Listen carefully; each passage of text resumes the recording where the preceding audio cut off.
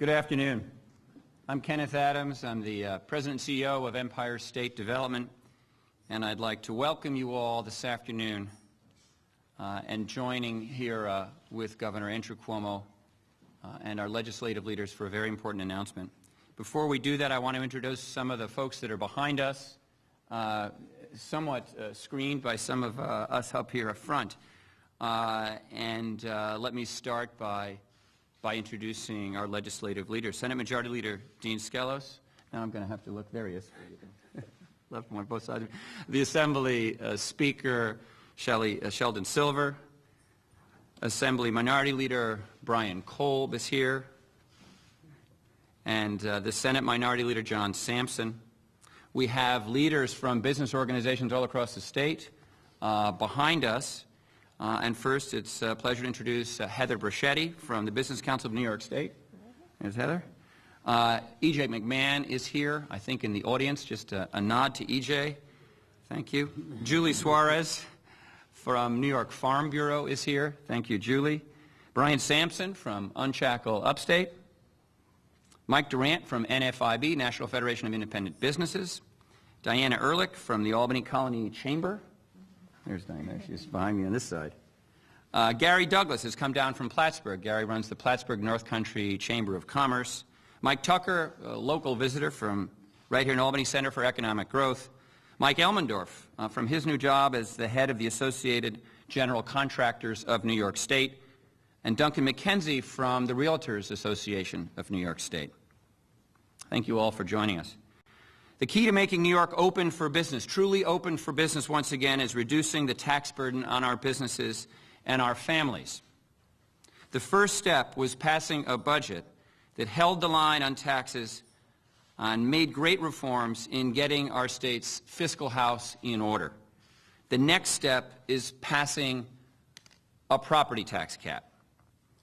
This proposal is the best property tax cap in the nation. It reverses a decade-long trend here in New York State of upwardly spiraling property taxes on homeowners and businesses alike all across the state. This is truly a turning point for our state and most certainly for our state's economic recovery. I'd like to start by introducing the Senate Majority Leader, Dean Skelos. Thank you very much, Ken. Thank you. Yeah, thank you. This is a great day. And the reason why it's a great day is that, of course, the governor, but Speaker Silver, has agreed to a property tax cap. And we thank you for that. As you know, the Senate passed a property tax cap on January 30th. And we've indicated throughout the legislative session, and I know I've indicated, the governor, that we were optimistic that finally the people of this great state were going to have their property taxes capped. We completed the budget, as Ken Adams mentioned, no tax increases, brought spending under control in New York State, and we believe that this is going to create private sector jobs. So that was the first step of the process. And now we're focused in on bringing local property taxes under control for families, for businesses, so that New York State, once it can be competitive in creating jobs, and rather than exporting people, bringing people to the state. So, Governor, I thank you for your leadership. This is a great day, and for the business community here, thank you for your support in making this day a reality. It is a great day. Thank you, Governor.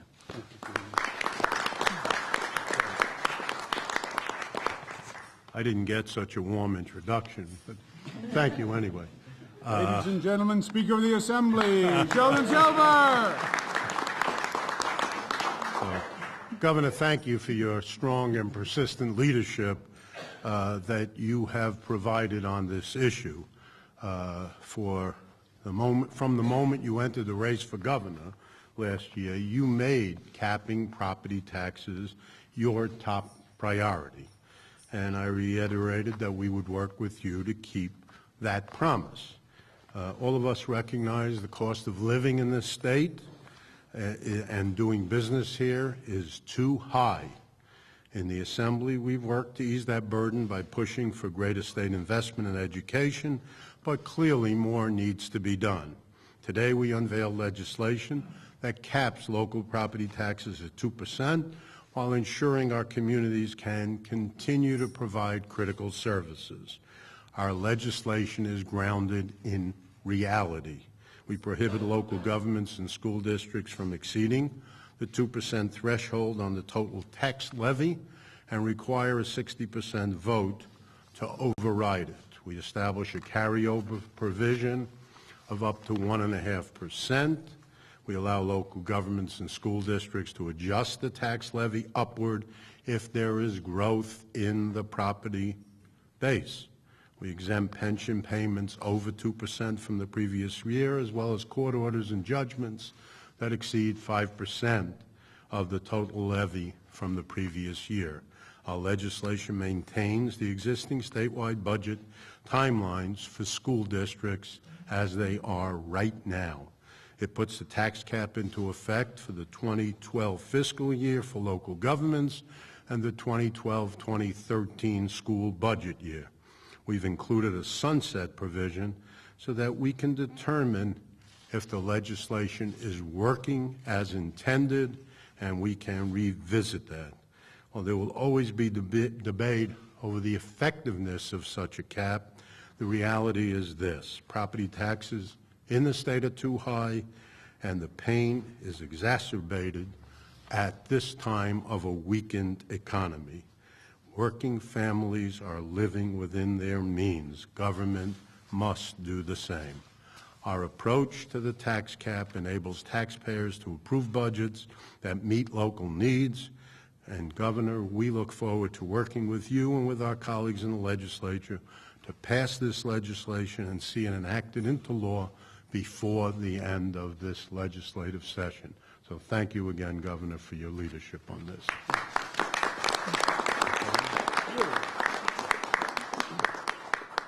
Senator Sampson. Thank you very much, Speaker. I just want to say hello to my distant relative, Brian Sampson. See the resemblance. Ladies and gentlemen, there is no question that New York is facing an affordability crisis. No matter where you live, whether it's in the suburbs or in the cities, too many New Yorkers can't afford to live here. A recent poll showed that 1 out of every 3 New Yorkers under the age of 30 plan to leave the state. Our answer to New York's affordability crisis will determine our future. By passing a 2-house property tax cap with an extension and expansion of rent regulations, we keep our middle-class families here where they belong, in New York State. I would like to thank the Governor. Governor, I want to thank you for your commitment, but most of all, your determination and persistence to basically bridging the gap of that wedge here in Albany. And I want to thank you very much. And I would also like to commend the Speaker for bringing us to this doorstep of property tax relief and tenant protections to help many middle-class families. For almost 2 years now, the Speaker and I have talked about property tax cap, and today I'm proud to stand with him, the Governor, and the leaders here, Senator Skelos, and I want to make sure I get this right, Leader Kolb. I got that right? Thank you, John. And this works for the taxpayers. In the suburbs and in upstate, home to the highest property taxes in the nation, middle-class families are being priced out of their homes as they struggle to pay property tax bills that continue to rise. But at the same time, tenants in New York City, where over 300,000 units of affordable housing have disappeared over the past 15 years, are in danger of losing their homes if rent regulations are not extended and strengthened by June 15th. New York's affordability crisis will only get worse without immediate property tax relief and stronger tenant protection. From homeowners in Long Island, Western New York, and Westchester County to tenants in Manhattan, Brooklyn, and in Queens, families are being forced to do more with less. By passing a property tax cap with an extension and expansion of rent regulations, we can finally start doing more for the middle-class families. Many of you have heard me talk about prime.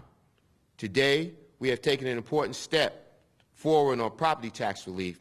Now we must set our sights on completing the task by extending and expanding rent regulations and addressing our other top priorities, such as ethics reform. This isn't just about good policy changes to protect New Yorkers. This is about keeping our word and restoring faith in our public service. There are 11 days left in session. It's time for us to get to work and pass these reforms that we all ran on. Thank you very much, and thank you very much, Governor.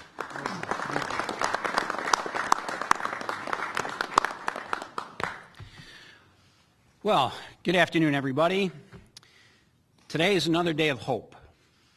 Hope for New York. Earlier this year, when the budget was passed on time, or a little bit early, as they say, we gave New Yorkers hope that things were changing in this state. Today's announcement about the property tax cap is another reason for hope in New York State. And we've got more work to do. This is just another spoke in the wheel that hopefully can get our state back on track again. There's been a lot of discussion, a lot of rhetoric, a lot of work that's been put into this for many years on the property tax cap. And certainly it's just a beginning. We have, as has been mentioned here today, we got to get New Yorkers back to work. We got to create jobs. How do we create jobs? It's by enticing people to keep their business here and locate their business here. And one of those enticements will be the ability to control rising property taxes. More importantly, how about that retired senior that's at home that has had to give up their home because they couldn't afford the rising costs of property taxes? And it doesn't matter where you live. We have some of the highest property taxes in the nation. So this is much needed reform that we're doing here today. As Leader Sampson also stated, we got some work to do yet. We've got to deal with mandates. We've got to provide mandate relief to local governments and school districts. We've got to reduce the cost drivers that affect everyone in this state. But this is a true beginning, I think a terrific accomplishment for all that's here today to come together, to work together. And the gentleman I'm about to introduce has been helping to lead that charge. Governor Cuomo, as the Speaker mentioned, had been campaigning on this issue before he got elected governor and has not lost that mantra. And actually it takes strong leadership to continue to prod and push because not everybody agrees on whether, A, we should even have a property tax cap, what it should look like, what do we do about unfunded mandates, et cetera, et cetera. But Governor Cuomo kept pushing and prodding and pleading and cajoling and shaking hands and having coffee, so I understand. So, with that note, I would like all of us and you to welcome our Governor, Andrew Cuomo.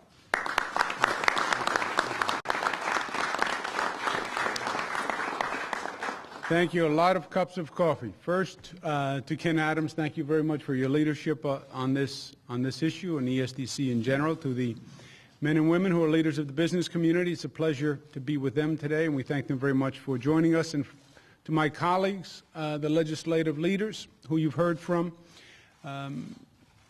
you get to this point in the program, the old adage, everything has been said, just not everyone said it, is true. This agreement is a big deal. This issue is probably the most powerful and pervasive issue across the state. People who are from New York City don't feel it, but I can't tell you how many times someone has come up to me and said, you have to do something about property taxes. I just can't afford to stay in my home anymore. It is one of the taxes that has been forcing people from this state and businesses from this state. It's not just a residential tax. It's a major tax on business. And we've been having this conversation year after year after year. We have to grow the economy. We have to bring back jobs. Meanwhile, we've been chasing them from the state with the property taxes. And we've had the conversation for years, literally for years. And more people left, and more pain was felt, and the government was unresponsive. The difference is today, we're saying we have an agreement to finally do something about it. And it is going to be this Senate and this Assembly that will deal with an issue that should have been dealt with, frankly, 10 years ago. And that is a big deal. And I applaud the Senate and I applaud the Assembly for this agreement and making this progress. This is not an easy issue. It is not an easy issue. It is a difficult issue. It is an issue with opposition. And it's all too often that when there's opposition, it's all too often for government not to act, right? The old expression, he who does nothing wrong. Well, this is a Senate and this is an Assembly that is stepping up to the plate and showing leadership and addressing a major issue.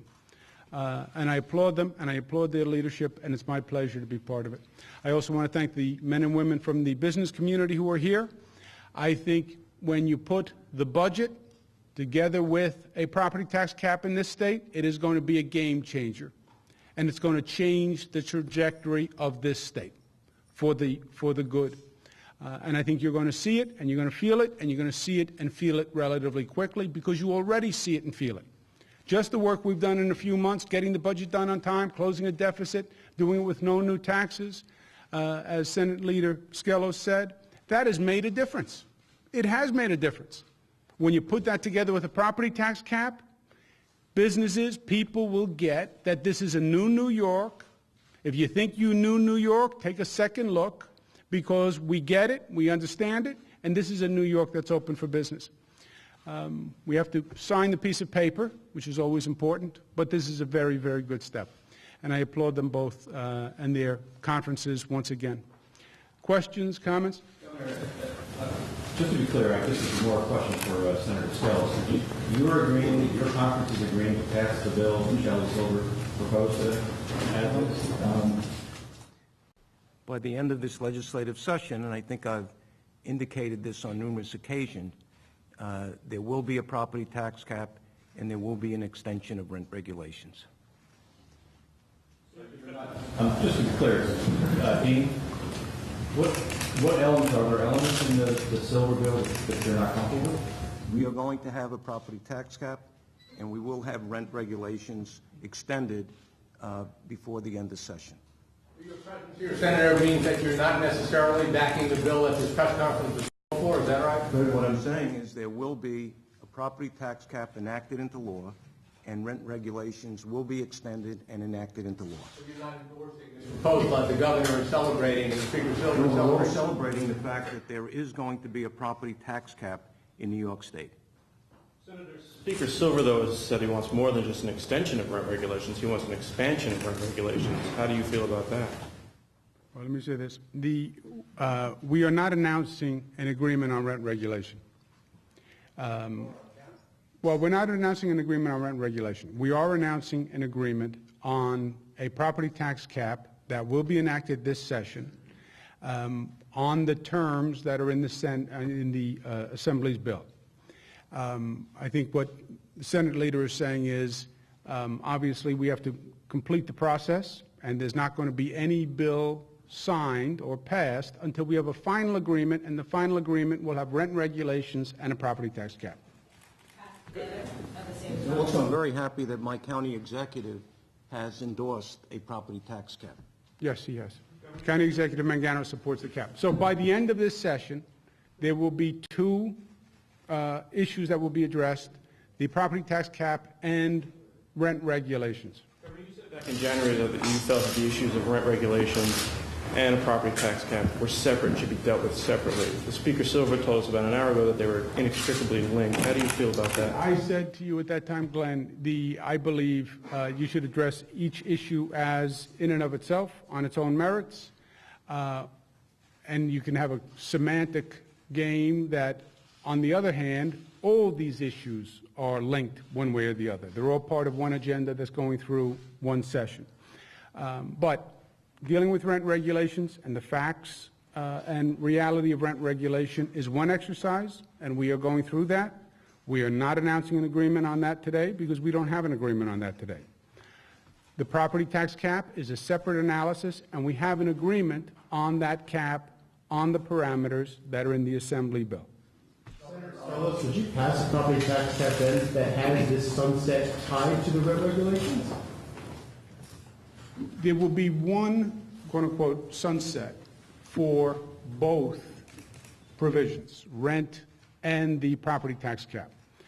On the sunset, let me say this. First of all, any law can be changed any year, right? So every year a law is up for renewal, if you want, or termination. I believe the Speaker's point here is well-founded. We're doing this tax cap. We all believe it's long overdue and it will be good for the state. Does it make sense that after a period of time, we should reevaluate the cap? Is it right? Are the numbers right? Has the economy moved? Is it doing what we thought it was going to do? Should the cap go up? Should the cap go down? That reevaluation to me makes sense. It's the same theory on rent regulations. Rent regulations periodically are renewed. Why? Because you have to calibrate the rent regulation to the economy and the market at the time. So it's coming up now. 8 years ago, we passed rent regulations. And when we passed them, we said they'll sunset in 8 years, and we believe we're going to extend them and recalibrate them. Rent regulations have been in effect since about World War II. So sunset. We still have rent regulations since World War II. Sunset doesn't mean it goes away. It means it's a reevaluation, recalibration, especially for a law that's linked to the market, like both of these laws.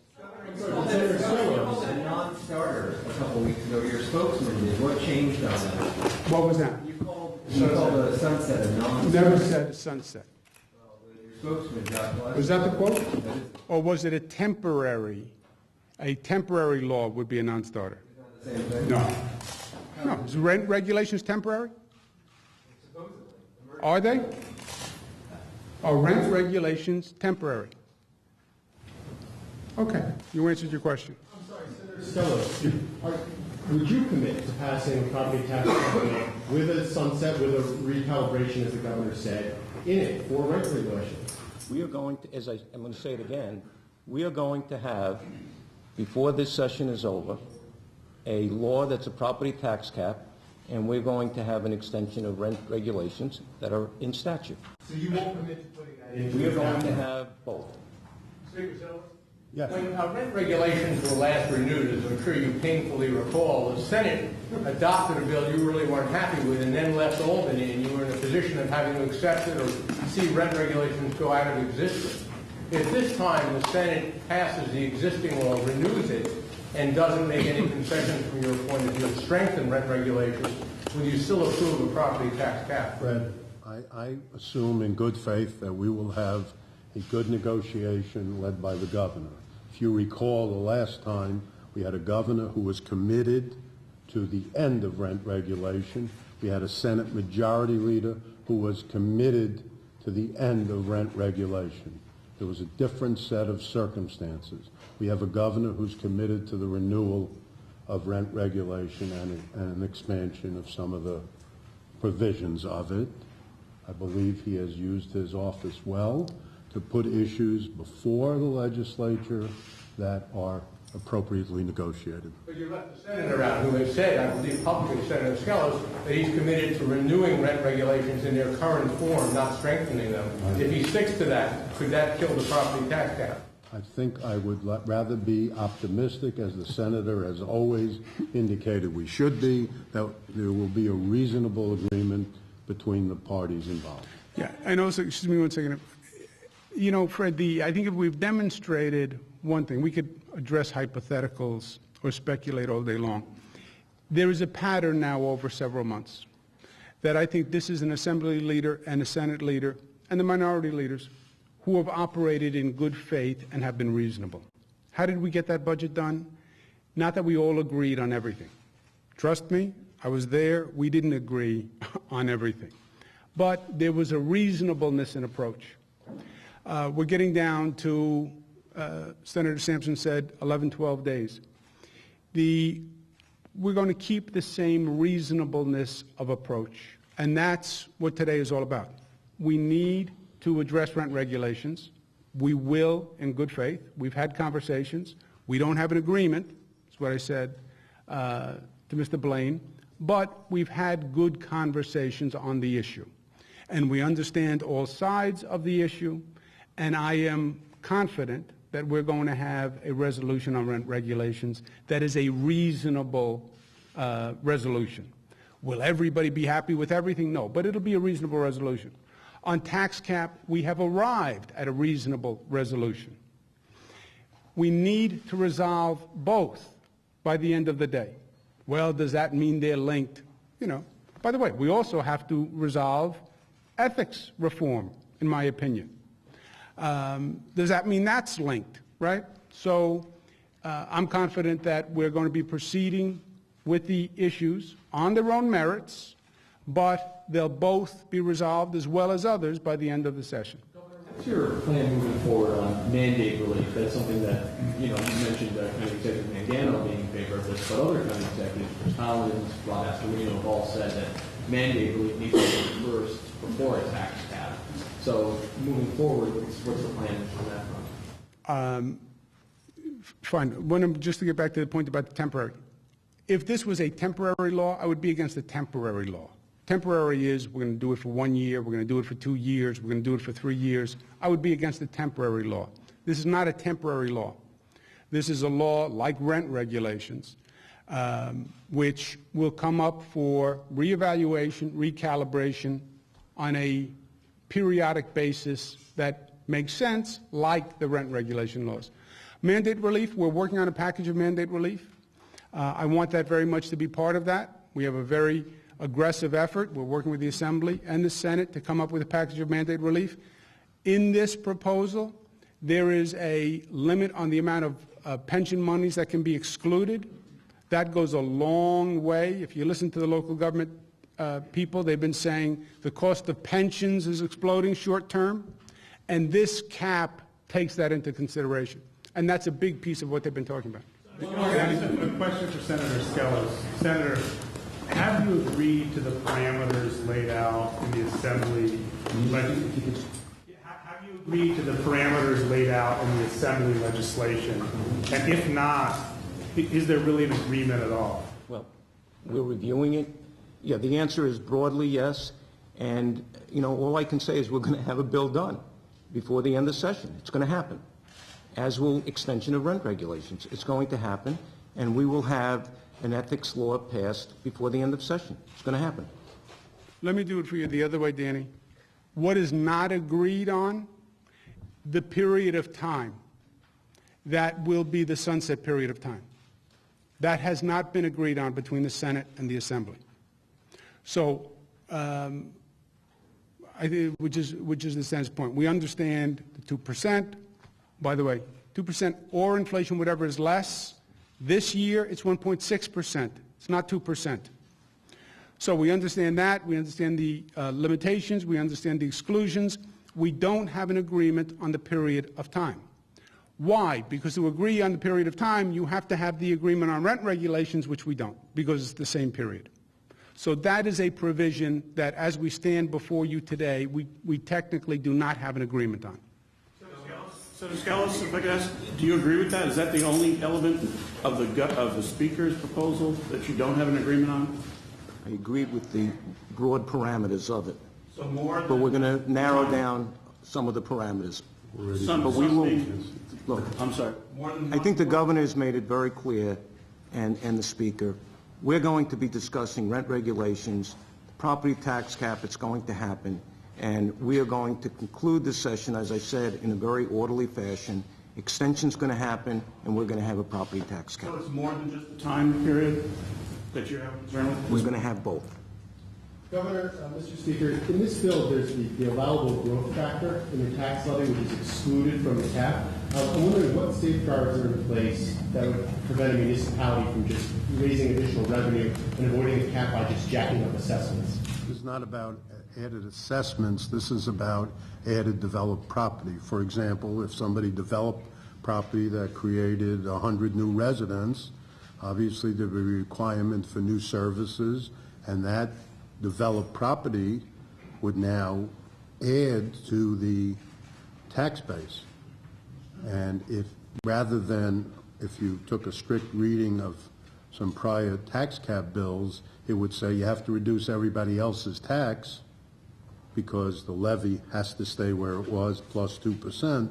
What this says is, obviously, you have to provide more services, either school district in terms of more children, or the municipality in terms of either more sanitation collection or snow removal or whatever is involved in that. And therefore, we recognize that there's more property more value, and that should not come into the cap. That should be added to the previous cap. Does the bill distinguish between reassessments or existing properties and new property? Yes. Governor, I mean, is it 100 new residents in a community, 1,000? I mean, where is that? New property assessments. New property assessments. That's the threshold. And the other piece that appears to be new is the carryover of 1.5%. Governor, why did you include that in there? Is that a way to try to have an incentive for schools and local governments to try to come in under the cap so they have carryover for the next year? Joe, I don't think that's a new piece. I think that's been in the bills. That is an incentive. You don't want all the governments to go right up to the 1.6 or right up to the 2. So there's an incentive for them. If they don't go up to the 2%, they could carry over to a limited extent the amount that they don't use, if they need it.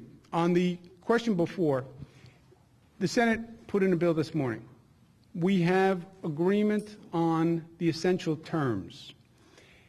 Has the Senate reviewed every comma? No. Have I reviewed every comma? No. Could there be a difference with details? Certainly. That's how legislation gets done all the time. So I'm not saying I agree with every word in the Assembly bill, but I agree with the essential terms. The Senate agrees with the essential terms. The details that we have to work out, we will work out, which is how we always do legislation. Cap next year, we're to be at the 2% level. What is the impact of adding a pension exemption to that 2%? 2 and change on average. In other words, if it were 2, which it's not, it's 1.6, but if it were 2 and the pensions continue to rise as projected, the average increase would be 2 and change. Depending on where you are, obviously, because of course the pensions are different in different districts. On the 1.5% carryover, do you have any concern or is there any safeguards where you couldn't have a situation where an election year budget could be under 2%, then take a carryover for the year after that they could exceed that? Mike, this is a fairly standard provision. I don't think there's any calibration to an election year or anything. Used that way? Well, the flip side is if you don't give them the ability to carry over, they all go right up to the cap. Not that this would be the best motivation, but their point would be, why should I come in under the cap? And everyone would drive right up to the cap. There are some New Yorkers who can't afford a 2% increase in taxes. In fact, they can't afford 0% increase in the real estate taxes. Is there anything you're going to do for those people who feel that the flood is drowning them, that it doesn't make any difference as to whether there's a cap or not? They need some kind of income-based answer, some income-based relief. Jim, I would say this. Would every person up here like to be able to say we're reducing taxes and the economy is growing? Yes. Can we say that? No. But this is 2% or the rate of inflation, whichever is less. Rate of inflation means it's the rate that things are basically going up in your life anyway. All things, savings account, income, etc. And it is a heck of a start, and it is much better than a situation where taxes local property taxes are going up 7, 8, 9% every year, year after year, with no end in sight. Is it the be-all and end-all in and of itself? No. But this, with the state budget, with an economic development plan, bringing back jobs, that's going to be a different state of New York, and that's what this is all about. Thank you all very much for taking the time, and once again, I congratulate my colleagues and the business leaders who are here.